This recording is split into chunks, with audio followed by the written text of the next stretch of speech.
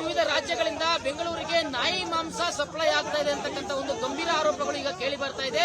So ಇದು ಈಗ ಇವತ್ತು ಮೆಜೆಸ್ಟಿಕ್ ರೈಲ್ವೆ ನಿಲ್ದಾಣ ಬಳಿಯಲ್ಲಿ ಒಂದು ರೀತಿಯ ಗೊಂದಲದ ವಾತಾವರಣ ಕೂಡ, ಆತಂಕದ ವಾತಾವರಣ ಕೂಡ ನಿರ್ಮಾಣ ಆಗಿದೆ. ನನ್ನ ಜೊತೆ ಹಿಂದೂ ಪರ ಸಂಘಟನೆ ಅವರು ಕೂಡ ಮಾತಾಡ್ತಾರೆ, ಅವರು ಕೂಡ ಆರೋಪವನ್ನು ಮಾಡ್ತಾ ಇದ್ದಾರೆ. ಇದು ನಾಯಿ ಮಾಂಸನೇ ಅಂತಕ್ಕಂಥ ಆರೋಪವನ್ನು ಮಾಡ್ತಾ ಇದ್ರು. ಸರ್, ಈಗ ಅಲ್ಲಿರ್ತಕ್ಕಂಥ ಒಂದು ಪಾಸಗಳನ್ನು ಕೂಡ ತೆಗೆದು ಚೆಕ್ ಮಾಡತಕ್ಕಂಥ ಕೆಲಸ ಆಗ್ತದೆ. ಸೊ ನೀವು ಮಾಡ್ತಾ ಇರ್ತಕ್ಕಂಥ ಒಂದು ಗಂಭೀರ ಆರೋಪ, ಇದು ನಾಯಿ ಮಾಂಸ ವಿವಿಧ ರೆಸ್ಟೋರೆಂಟ್ಗಳಿಗೆ ಸಪ್ಲೈ ಆಗ್ತಿದೆ ಅಂತಕ್ಕಂಥದ್ದು. ನಿಮಗೆ ಇರ್ತಕ್ಕಂಥ ಪ್ರಾಥಮಿಕ ಮಾಹಿತಿ ಏನಿತ್ತು? ಬಂದು ನೋಡಿದಾಗ ಏನೇನೆಲ್ಲ ಆಯ್ತು? ಸರ್, ಇಲ್ಲಿ ಒಂದು 5-6 ಜನ ಮುಸಲ್ಮಾನರು ವರ್ತಕರು ನಮಗೆ ಈ ರೀತಿ ಹೇಳಿದ್ರು, ಪುನೀತ್ ಅವರೇ ಈ ರೀತಿ ಅಬ್ದುಲ್ ರಜಾಕ್ ಅಂತ ನಮಗೆ ಇದುವರೆಗೂ ಇವನು ಇಲ್ಲಿಗೆ ಬರುವವರೆಗೂ ನಮ್ಮ ತಾಯನೇ ಗೊತ್ತಿಲ್ಲ ಇವಂದು ಅಂತ. ಅವ್ರು ಹೇಳಿದ್ದೇನು, ಈ ರೀತಿ ಟ್ರೈನ್ ಅಲ್ಲಿ ಬಂದು ಅನ್ಲೋಡ್ ಆಗಿದೆ, ಇದು 70% ಕುರಿ ಮಾಂಸ ಇದ್ರೆ 30% ನಾಯಿ ಮಾಂಸ ಮಿಕ್ಸ್ ಮಾಡಿ ಮಾರಾಟ ಮಾಡ್ತಿದ್ದಾರೆ ಅಂತ. ನಾವು ಆಗ ಟ್ರೈನ್ ನ ಚೆಕ್ ಮಾಡಿದಾಗ ಟ್ರೈನ್ ನಲ್ಲಿ ಅವ್ರು ತರ್ತಾ ಇರೋದು ಇದನ್ನ ಮೀನ್ ಮಾಂಸ ಅಂತ ರಿಜಿಸ್ಟರ್ ಮಾಡಿ ತರ್ತಾ ಇದ್ದಾರೆ. ಯಾಕೆ ಕುರಿ ಮಾಂಸ ಅಂದ್ರೆ ಕುರಿ ಮಾಂಸ ಅಂತ ಹೇಳ್ಬೋದು. ಮತ್ತೆ ಇನ್ನೊಂದು, ಯಾವುದೇ ಮಾಂಸವನ್ನ ನೀವು ಎಲ್ಲೇ ಕುರಿ ಕಡ್ಕೊಂಡು ಎಲ್ಲಿಂದಲೇ ಯಾವುದೇ ಎಕ್ಸ್ಪೋರ್ಟ್ ಬಿಸ್ನೆಸ್ ಅಲ್ಲಿ ತಲೆನ ಎಕ್ಸ್ಪೋರ್ಟ್ ಮಾಡಲ್ಲ, ತಲೆನ ಎಲ್ಲೂ ಎಕ್ಸ್ಪೋರ್ಟ್ ಮಾಡಲ್ಲ. ತಲೆ ಕಡ್ದು ಅಲ್ಲೇ ಎಲ್ಲರೂ ಇದು ಮಾಡ್ತಾರೆ, ಜಸ್ಟ್ ಮಾಂಸ ಮಾತ್ರ ಕಳಿಸ್ತಾರೆ. ತಲೆ ಮತ್ತು ಕಾಲಿನ ಗೊರಸನ್ನ ಎಲ್ಲೂ ಕಳಿಸಲ್ಲ. ಆದ್ರೆ ಈತ ಅದನ್ನ ಒಂದು ಸಪರೇಟ್ ಮಾಡ್ಕೊಂಡು ಇಟ್ಕೊಂಡಿರ್ತಾರೆ. ಯಾರು ಕೇಳಿದ್ರೆ ತಲೆ ತೋರ್ಸಕ್ಕೆ ಇದು ಕುರಿದು ಅಂತ. ನಾವು ಕೇಳ್ತಾ ಇರೋದು, ಇದನ್ನ ಸಂಪೂರ್ಣ ಚೆಕ್ ಮಾಡಿ, ಫುಡ್ ಅಂಡ್ ಸೇಫ್ಟಿ ಚೆಕ್ ಮಾಡಿ, ಅಲ್ಲಿಗೆ ಬರ್ಲಿಕ್ಕೆ ಎಷ್ಟೊತ್ತು ತಗೊಳ್ತಾರೆ, ಮಾಂಸ ಚೆನ್ನಾಗಿದೆಯಾ, ಈ ಮಾಂಸ ನಾವು ಯೂಸ್ ಮಾಡ್ಬೋದಾ, ಇದೆಲ್ಲವನ್ನ ಚೆಕ್ ಮಾಡಿ. ಕೇವಲ ಇದು ನಾಯಿ ಮಾಂಸ ಅನ್ನೋ ಒಂದೇ ದಿಕ್ಕಿನಲ್ಲ, ಎಂಟೈರ್ ಚೆಕ್ ಆಗಬೇಕು ಅಂತ ಅವಾಗಿಂದ 4 ಗಂಟೆಯಿಂದ ನಾವು ನಿಂತಿದೀವಿ. ಒಬ್ರು ಫುಡ್ ಆಫೀಸರ್ ಇದು BBMP ಕಮಿಷನರ್ ಬಂದಿಲ್ಲ. ಇದು ಇಲ್ಲೀಗಲ್ ಆಗಿ ನಡೀತಾ ಇರೋದು. ಕಮಿಷನರ್ ಬಂದು ಯಾಕೆ ಇದನ್ನ ತಗೊಳ್ತಾ ಇದ್ದಾರೆ, ಯಾಕೆ ಇದನ್ನ ಮಾಡ್ತಿಲ್ಲ, ಮಾಡ್ಬೇಕಲ್ಲ. ಅವ್ರನ್ನ ನೀವು ಅಬ್ದುಲ್ ರಜಾಕ್ನ ಕೇಳಿ ಯಾಕೆ ಮೀನಿಂಗ್ ಸ್ಟಿಕ್ಕರ್ ಹಾಕಂತ ತರ್ತಾ ಇದ್ದೀರಾ? ಸರ್, ಒಂದು ವೇಳೆ ಅದು ನಾಯಿ ಮಾಂಸ ಅಂತಕ್ಕಂಥದ್ದು ಈಗ ಪ್ರಯೋಗಾಲಯಗಳಲ್ಲಿ ಸೊ ಮುಂದಿನ ನಡೆ ಏನಿದೆ, ಯಾಕಂದ್ರೆ ಆಗ್ಲೇಬೇಕು ಇದು ಯಾವ ಮಾಂಸ ಜಗತ್ತಿನಲ್ಲಿ. ಯಾಕಂದ್ರೆ ಬೆಂಗಳೂರಿನಲ್ಲಿ ಎಷ್ಟೋ ರೀತಿ ಮಾಂಸಗಳು ಸಪ್ಲೈ ಅದು ಕೇಳುವಂತ ಹಕ್ಕಿದೆ. ಖಂಡಿತ ಇದು ಇಲ್ಲಿ ಗೊತ್ತಾಗಲೇಬೇಕು. ಸೊ ಇದು ಕೂಡ ಒಬ್ಬ ಪ್ರಯೋಗಾಲಯ ದೃಢ ಆಗುತ್ತೆ. ಕುರಿದು ನಾಯಿದು ಅಂತ ಮಾತ್ರ ಅಲ್ಲ, ಅದು ತಿನ್ನೋಕೆ ಯೋಗ್ಯ ಇದೆಯಾ, ಎಷ್ಟೊತ್ತಿನಲ್ಲಿ ಸ್ಲಾಟರ್ ಆಯ್ತು, ಯಾವ ಸ್ಲಾಟ್ ಹೌಸ್ ಅಲ್ಲಿ ಆಯ್ತು, ಆ ಸ್ಲಾಟ್ ಹೌಸ್ ಗೆ ಪರ್ಮಿಷನ್ ಇತ್ತ, ಇದು ಲೀಗಲ್ ಅಥವಾ ಇಲ್ಲಿಗಲ್ ಅನ್ನೋದಾದ್ರೆ ಇದು ಬಂದಿತ್ತು ಹೇಗೆ, ಯಾಕೆ ಕುರಿ ಮಾಂಸ ಅಂತ ಹೇಳಿ ತರಲಿಲ್ಲ?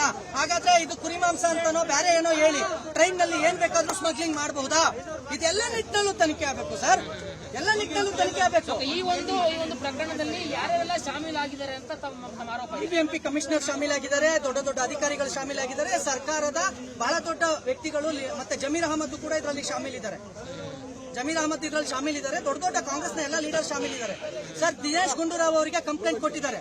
ಅವರು ಆರೋಗ್ಯ ಸಚಿವರಿದ್ದಾರೆ. ದಿನೇಶ್ ಗುಂಡೂರಾವ್ ಅವರಿಗೆ ಕಂಪ್ಲೇಂಟ್ ಕೊಟ್ಟಿದ್ರೆ ಇದೆಲ್ಲ ಆಯ್ತು ಮಾಡಿಸ್ತೀವಿ ಬಿಡಿ ಅಂತ. ಯಾಕೆ ಮಾಡಿಸಲ್ಲ? ಇಷ್ಟೊತ್ತಾದ್ರೂ ಫುಡ್ ಆಫೀಸರ್ ಯಾಕೆ ಬರಲ್ಲ?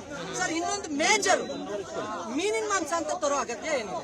ಯಾಕೆ ಟ್ರೈನ್ ನಲ್ಲಿ ಕುರಿ ಮಾಂಸ ಅಂತ ಅಂದ್ರೆ ಪ್ರಶ್ನೆಗಳಿದಾವ, ಚೆಕ್ ಮಾಡ್ತಾರೆ ಅಂತನಾ? ನಮಗೆ ಕಾರಣ ಕೊಡಿ.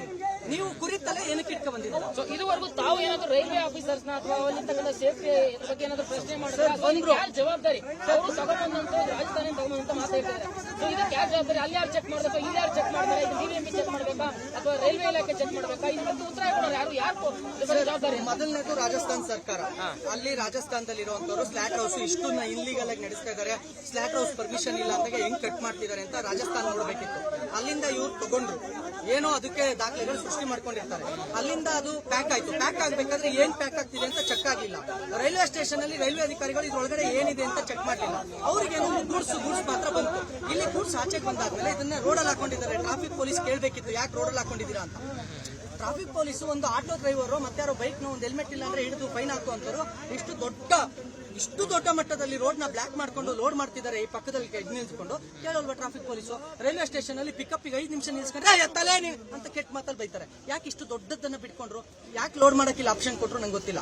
ಫಸ್ಟ್ ಆಫ್ ಆಲ್ ಅಧಿಕಾರಿಗಳು ಶಾಮೀಲಾಗಿದ್ದಾರೆ, ದೊಡ್ಡ ಸರ್ಕಾರ ಇದಕ್ಕೆ ಶಾಮೀಲಾಗಿದೆ ಅನ್ನೋದಕ್ಕೆ ಮುಖ್ಯ ಕಾರಣ ಇದು. ಇಲ್ಲಿ ಬರೋವರೆಗೂ ಅಬ್ದುಲ್ ರಜಾಕ್ ಯಾರು ಅಂತ ನಂಗೆ ಗೊತ್ತಿಲ್ಲ. ಇದುವರೆಗೂ ಫುಡ್ ಇನ್ಸ್ಪೆಕ್ಟರ್ ಬರಲೇ ಇಲ್ಲ. ಈ ವಿಚಾರ ಹೇಳಿದಾಗ ಹೇಳ್ತೀನಿ, ನಿಮಗೆ ಒಂದಷ್ಟು ಮಾಹಿತಿ ಬಂತು ಈ ರೀತಿ ನಾಯಿ ಮಾಂಸ ಸಪ್ಲೈ ಆಗ್ತಾ ಇದೆ ಅಂತಕ್ಕಂಥದ್ದು. ನಿಮಗೆ ಬಂದಂತ ಮಾಹಿತಿ ಯಾವ ರೀತಿ ಇತ್ತು, ಯಾರ ಕಡೆಯಿಂದ ಮಾಹಿತಿ ನಿಮಗೆ ಬಂತು ಅಂತ? ಸರ್, ಇದೇ ರೆಸಲ್ ಮಾರ್ಕೆಟ್ ನಲ್ಲಿ ಮಾಂಸ ನಮ್ಮ ಇಲ್ಲಿ ಕರ್ನಾಟಕದ ಮಾಂಸ ಕುರಿಗಳು ರೈತರಿಂದ ಕುರಿ ತಗೊಂಡು ಯಾರು ವ್ಯಾಪಾರ ಮಾಡ್ತಿದಾರೋ ಅವರಿಗೆ 550 ರೂಪಾಯಿಗೆ ಹೋಟೆಲ್ಗಳಿಗೆ ಸರ್ವಿಸ್ ಮಾಡಕ್ ಆಗಲ್ಲ. ಅವರು ಯಾವ ಮಾಂಸ ತರ್ತಿದ್ದಾನೆ, ಇವ್ನು ಎಲ್ಲಿಂದ ತರ್ತಿದ್ದಾನೆ ಅಂತ ಚೆಕ್ ಮಾಡಿದಾಗ ಇದು ಗೊತ್ತಾಗಿ ಅವರು ಪಾಪ ನಮಗೆ ಎಂಟೈರ್ ಇನ್ಫಾರ್ಮೇಶನ್ ಕೊಟ್ಟು ಟ್ರೈನಲ್ಲಿ ಬಿಡಲ್ವಲ್ಲ. ಟ್ರೈನಲ್ಲಿ ಮಟನ್ ಅಂತ ಅಂದ್ರೆ 6 ಟನ್ 7 ಟನ್ ಮಟನ್ ತರಬೇಕು ಅಂತ ಅಂದ್ರೆ ಮಿನಿಮಮ್ 30 ಕುರಿ 300 ಕುರಿ ಕಡ್ದಿರ್ಬೇಕು. ಅಷ್ಟು ಮಾಂಸವನ್ನು ಹೆಂಗ್ ತರ್ತಿದ್ದಾರೆ ಅಂತ ಚೆಕ್ ಮಾಡಿದಾಗ ಅದನ್ನ ಫಿಶ್ ಅಂತ ಹೇಳ್ಕೊಂಡು ತರ್ತಿರೋದು. ಅಲ್ಲಿಂದ ಹೇಗ್ ಬರುತ್ತೆ ಈ ರೇಟಿಗೆ ಅಂತಂದ್ರೆ 70% ಕುರಿ ಮಾಂಸ, ಇನ್ನ 30% ನಾಯಿ ಮಾಂಸವನ್ನ ಮಿಕ್ಸ್ ಮಾಡ್ತಿದ್ದಾರೆ. ಇದು ಇಷ್ಟು ಗಂಭೀರ ಮಟ್ಟದಲ್ಲಿ ಚರ್ಚೆ ಆಗಿರೋದು ಮುಂದಿನ ದಿನಗಳಲ್ಲಿ ಏನಾದರೂ ಕೇಸ್ ಆಗಿ ನಿಮ್ಮನ್ನೇನಾದ್ರೂ ಇನ್ವೆಸ್ಟಿಗೇಷನ್ ಕರೆದ್ರೆ ತಾವು ಸಹಕರಿಸ್ತೀರಾ? ನಿಮ್ಮ ಇರ್ತಕ್ಕಂಥ ದಾಖಲೆಗಳನ್ನ ಪೊಲೀಸರಿಗೆ ಪ್ರೊಡ್ಯೂಸ್ ಮಾಡಿ ನಿಮ್ಮ ಆರೋಪ ದೃಢ ಮಾಡೋದಕ್ಕೆ, ನಿಜ ಅನ್ಸೋದಕ್ಕೆ ಮಾಡ್ತೀರಾ ಅಂತ? ಈಗಾಗಲೇ ನಾವು ಹೇಳ್ತಿರೋದು ಇದನ್ನ ಚೆಕ್ ಮಾಡಿ ಫುಡ್ ಆಫೀಸರ್ಗೆ ನಾವೇ ಕಂಪ್ಲೇಂಟ್ ಮಾಡಿದ್ವಿ, ಬೇರೆ ಯಾರು ಅಲ್ಲ. ಯಾಕೆ ಬಂದಿಲ್ಲ ಇದುವರೆಗೂ ಫುಡ್ ಆಫೀಸರ್? ನಾವು ಕೇಳಿದೀವಲ್ಲ ಬನ್ನಿ, ಯಾಕೆ ಬಂದಿಲ್ಲ? ಇಲ್ಲಿ ಪಬ್ಲಿಕ್ ಕೇಳಿದ್ವಿ 3 ಗಂಟೆಯಿಂದ ಯಾಕೆ ಬರ್ತಿಲ್ಲ. ಇಲ್ಲೊಬ್ರು ಫುಡ್ ಆಫೀಸರ್ ಬಂದು ಚೆಕ್ ಮಾಡಕ್ ಹೋದ್ರೆ ಇವ್ನು ಅಡ್ಡ ನಿಂತ್ಕೊಂಡ, ನಿನಗೆ ರೈಟ್ಸ್ ಇಲ್ಲ ಹೋಗು ಅಂತ. ಅಬ್ದುಲ್ ರಜಾಕ್ ಯಾಕೆ? ನಾವು ಕೇಳ್ತಿರೋದು ಇದು ಕೇವಲ ಒಂದು ನಿಟ್ಟಿನಲ್ಲ, ಇದು ನಾಯಿ ಮಾಂಸನು ಒಂದು ನಿಟ್ಟಿನಲ್ಲಿ ತನಿಖೆ ಆದ್ರೆ ಇದು ನಾನು ಒಪ್ಪಲ್ಲ. ಇಲ್ಲಿ ನಾನು ನಿಮಗೆ ಯಾರ್ಯಾರಿಗೆ ಕೊಟ್ಟಿರೋ ಲೆಟರ್ ಬೇಕು, ನಿಮಗೆ ಟ್ರೈನ್ ಅಧಿಕಾರಿಗಳಿಗೆ ಕೊಟ್ಟಿರೋ ಲೆಟರ್ ಬೇಕಾ, BBMP ಕೊಟ್ಟಿರೋ ಲೆಟರ್ ಬೇಕಾ, ಯಾವ ಲೆಟರ್ ಬೇಕಾ ಎಲ್ಲ ಲೆಟರ್ ಕೊಡ್ತೀವಿ. ಇವರೇ ವರ್ತಕರು, ಇವರು ಬಿಸ್ನೆಸ್ ಮಾಡ್ತಾರೆ. ಓಕೆ. ಇಲ್ಲಿ ಈ ಒಂದು ಮಾಂಸವನ್ನ ಕಡಿಮೆ ಬೆಲೆಗೆ ಬೇರೆ ಕಡೆಯಿಂದ ಕುರಿ ಮಾಂಸ ಅಲ್ಲದೆ ನಾಯಿ ಮಾಂಸ ತಂದು ಮಾಡ್ತಾ ಇದ್ದಾರೆ ಅಂತಕ್ಕಂಥದ್ದು ಆ ಒಂದು ವಲಯದಲ್ಲಿ ಏನು ವ್ಯಾಪಾರವನ್ನ ಮಾಡ್ತಾರೆ ವ್ಯಾಪಾರಸ್ಥರು, ಅವರು ಒಂದಷ್ಟು ಆರೋಪಗಳು ಮಾಡಿದ್ರು. ಸಪ್ಲೈ ಮಾಡ್ತಾರೆ ರೆಸ್ಟೋರೆಂಟ್ಗಳಿಗೆ ಇಷ್ಟು ಕಡಿಮೆ ಬೆಲೆಗೆ ಅಂತ ಡೌಟ್ಫುಲ್ ಆಗಿ ನೋಡಿ ಇದು ಕಂಡು ಬಂದಿರುವಂತದ್ದು. ಅವ್ರು ಹೇಳ್ತಾರೆ ಸದ್ಯಕ್ಕೆ ವ್ಯಾಪಾರಿ ಕೂಡ ಇದ್ದಾರೆ. ನಮ್ಮ ಹೆಸರೇನು, ನಮಗೆ ಏನು ಆರೋಪ ಏನಿದೆ ಸದ್ಯಕ್ಕೆ ಮೇಲೆ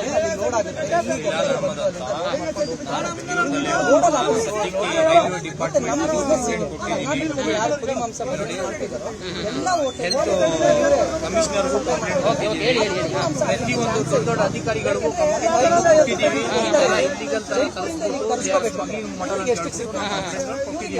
ನಮಗೆ ಅನುಮಾನ ಬರ್ತಿರೋ ಕಾರಣ ಏನು ಅಂತ ಹೇಳಿದ್ರೆ, ಇಲ್ಲಿರೋ ನಮ್ಮ ಜನ ಅಂಗಡಿಗಳಲ್ಲಿ 800 ರೂಪಾಯಿ ಮಾರಿ ಕೂಡ ಅವ್ರ ಬಾಳಿಕೆ ಅವರನ್ನ ನಡೆಸೋದು ಕಷ್ಟದಲ್ಲಿ ನಡೆಸ್ತಾ ಇದ್ದಾರೆ.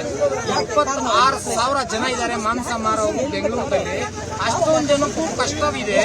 ಈ 4-5 ಜನ ಸೇರ್ಕೊಂಡು ಯೂನಿಯನ್ ಮಾಡಿಕೊಂಡು 6,500 ಕೆಜಿ ಮಾಂಸ ತಂದು 600 ರೂಪಾಯಿ 550 ರೂಪಾಯಿ ಮಾರಾಟ ಮಾರಕ್ಕೆ ಸಸ್ತ ಯಾವ ದೇಶನಾಗ ಸಿಗ್ತೈತೆ ಮಾಂಸ? ಬರೀ ಮಾಂಸ ಇದ್ರೆ ಸಾಧ್ಯನೇ ಇಲ್ಲ ಆ ಬೆಲೆ ಸಿಗೋದು ಅಂತ ಹೇಳೋದು ನಮಗೆ ಅನುಮಾನ ಬಂದಿರೋದು. ಆ ಉದ್ದೇಶದಿಂದ ನಾವು ಇಲ್ಲಿಂದ ರಾಜಸ್ಥಾನಕ್ಕೆ ಹೋಗಿ ಎಲ್ಲಿ ಕಡಿತಾರೆ, ಎಲ್ಲಿ ಪ್ಯಾಕಿಂಗ್ ಮಾಡ್ತಾರೆ, ಪ್ರತಿಯೊಂದು ನಾವು ನಮ್ಮ ಕಣ್ಣಾರೆ ನೋಡಿ ಎವಿಡೆನ್ಸ್ಗಳು ವಿಡಿಯೋಗಳು ಮಾಡಿಕೊಂಡು ನಾವು ಬಂದಿದ್ದೀವಿ. ನಮ್ಮ ಹತ್ರ ಕಂಪ್ಲೀಟ್ ಆಧಾರಗಳಿದೆ. ಆ ಆಧಾರದ ಮೇಲೆನೆ ನಾವು ಮಾತಾಡ್ತಾ ಇರೋದು. ಬರೀ ಅವ್ರ ಸಮಾಧಾನಕ್ಕೆ ಫುಡ್ ಇನ್ಸ್ಪೆಕ್ಟರ್ಗಳು ಬಂದು ಇನ್ಸ್ಪೆಕ್ಟ್ ಮಾಡ್ಬಿಟ್ಟು ಅವ್ರ ಕೈಯಲ್ಲಿ ಲೆಟರ್ ಕೊಳ್ಳಿ ಅಂತ ಕಾಯ್ತಾ ಇರೋದು. ಆಲ್ರೆಡಿ ನಾವು ಇದನ್ನ ಕಳಿಸಿದೀವಿ. ಫುಡ್ ಕಡೆಯಿಂದ ನಮಗೆ ಬಂದಿದೆ, it is not fit for consumption ಅಂತ ಹೇಳ್ಬಿಟ್ಟು ನಮಗೆ ಲೈಸೆನ್ಸು ಇದು ಬಂದಿದೆ, ನಮಗೆ ಸರ್ಟಿಫಿಕೇಟು ಬಂದಿದೆ. ಬರೀ ಅವ್ರ ಸಮಾಧಾನಕ್ಕೆ ನಾವು ಕಾಯ್ತಾ ನಿಂತ್ಕೊಂಡಿರೋದು. ಯಾರ ಅಧಿಕಾರಿಗಳು ಬಂದು ಏನ್ ಮಾಡ್ತಾರೆ ಅಂತ ಹೇಳಿ. ಒಟ್ಟಾರೆ ಇವರು ಹೇಳ್ತಕ್ಕಂಥ ಮಾತನ್ನ ಸರ್ಕಾರ ಒಂಚೂರು ಗಂಭೀರವಾಗಿ ಪರಿಗಣಿಸಬೇಕು. ಯಾಕಂದ್ರೆ BBMP ಆಗಿರ್ಬೋದು, ಆಹಾರ ಸುರಕ್ಷತೆ ಇಲಾಖೆ ಕೂಡ ಇದನ್ನ ಗಂಭೀರವಾಗಿ ಪರಿಗಣಿಸಬೇಕು. ಯಾಕಂದ್ರೆ ಅವರು ರಾಜಸ್ಥಾನಕ್ಕೂ ಹೋಗಿ ಇಷ್ಟು ಕಡಿಮೆ ಬೆಲೆಗೆ ಮಾಂಸವನ್ನ ತೆಗೆದುಕೊಂಡು ಬರ್ತಾ ಇದ್ದಾರೆ. ಸೊ ಅದು ಕುರಿ ಮಾಂಸ ಆಗಿರೋಕೆ ಸಾಧ್ಯನೇ ಇಲ್ಲ, ಅದು ನಾಯಿ ಮಾಂಸ. ಇದಕ್ಕೆ ಬೇಕಾದಂತ ಪೂರಕ ದಾಖಲೆಗಳು ಕೂಡ ನಮ್ಮ ಬಳಿ ಇದಾವೆ ಅಂತ ಅವ್ರು ಹೇಳ್ತಿರೋದ್ರಿಂದ ಸರ್ಕಾರ ಆರೋಗ್ಯ ಇಲಾಖೆ ಬಗ್ಗೆ ಕೂಡಲೇ ಗಮನ ಹರಿಸಬೇಕು, BBMP ಕೂಡಲೇ ಗಮನ ಹರಿಸಬೇಕು. ಅವ್ರು ಮಾಡ್ತಕ್ಕಂಥ ಆರೋಪಗಳೇನು, ಅವ್ರ ಇರ್ತಕ್ಕಂಥ ದಾಖಲೆಗಳೇನು, ಪ್ರೂಫ್ ಏನೋದನ್ನೆಲ್ಲ ಕೂಡ ಕಲೆ ಹಾಕಿ ಈ ಒಂದು ಮಾಂಸನಿ ಕೂಡ ಬೆಂಗಳೂರಿನಲ್ಲಿ ಲಕ್ಷಾಂತರ ಮಂದಿ ಗ್ರಾಹಕರು ರೆಸ್ಟೋರೆಂಟ್ ಅನ್ನು ಅವಲಂಬಿಸಿದ್ದಾರೆ. ಅಲ್ಲಿ ಮಟನ್ ಸಂಬಂಧಪಟ್ಟ ಆಹಾರವನ್ನ ಸೇರಿಸ್ತಾರೆ, ಚಿಕನ್ ಸಂಬಂಧಪಟ್ಟ ಆಹಾರವನ್ನ ಸೇರ್ತಾರೆ. ಮಟನ್ ಅಂತ ಹೇಳಿ ನಾಯಿ ಮಾಂಸವನ್ನ ಕೊಟ್ರೆ ಯಾಕೆ ಗೊತ್ತಾಗೋಲ್ಲ ಜನಕ್ಕೆ? ಸೊ ಇದೇ ರೀತಿ ಎಷ್ಟು ಜನ ಸೇವಿಸ್ತಾ ಇರಬಹುದು. ಸೊ ಇದ್ರ ಬಗ್ಗೆ ಗಮನ ಹರಿಸಬೇಕು. ಇನ್ನಾದ್ರೂ ಕೂಡ ಸರ್ಕಾರ ಈ ಒಂದು ಆರೋಪವನ್ನ ಗಂಭೀರವಾಗಿ ಪರಿಗಣಿಸಿ ಇದನ್ನ ಸಂಪೂರ್ಣವಾಗಿ ಪರಿಶೀಲನೆಗೆ ಒಳಸ್ಬಿಡಬೇಕು ಅಂತಕ್ಕಂಥದ್ದು ಒಂದು ಎಲ್ಲರ ಒಂದು ಆಗ್ರಹವಾಗಿದೆ. ಕ್ಯಾಮರಾ ಪರ್ಸನ್ ನಾಗೇಶ್ ಜೊತೆ ಲಕ್ಷ್ಮೀ ನರಸಿಂಹ, ವಿಸ್ತಾರ ನ್ಯೂಸ್, ಬೆಂಗಳೂರು. ಅನುಕ್ಷಣದ ಸುದ್ದಿಗಳಿಗಾಗಿ ವಿಸ್ತಾರ ನ್ಯೂಸ್ ಯೂಟ್ಯೂಬ್ ಚಾನೆಲ್ ಸಬ್ಸ್ಕ್ರೈಬ್ ಮಾಡಿ. ಹೊಸ ಸುದ್ದಿಗಳ ನೋಟಿಫಿಕೇಶನ್ಗಾಗಿ ಬೆಲ್ ಐಕಾನ್ ಕ್ಲಿಕ್ ಮಾಡಿ. ಲೇಟೆಸ್ಟ್ ಅಪ್ಡೇಟ್ಸ್ಗಾಗಿ www.vistaranews.com ವೆಬ್ಸೈಟ್ಗೆ ವಿಸಿಟ್ ಮಾಡಿ. ಅಂಗೈಯಲ್ಲೇ ಜಗತ್ತಿನ ಸುದ್ದಿ ತಿಳಿಯಲು ವಿಸ್ತಾರ ನ್ಯೂಸ್ ಕನ್ನಡ ಆಪ್ ಡೌನ್ಲೋಡ್ ಮಾಡಿ.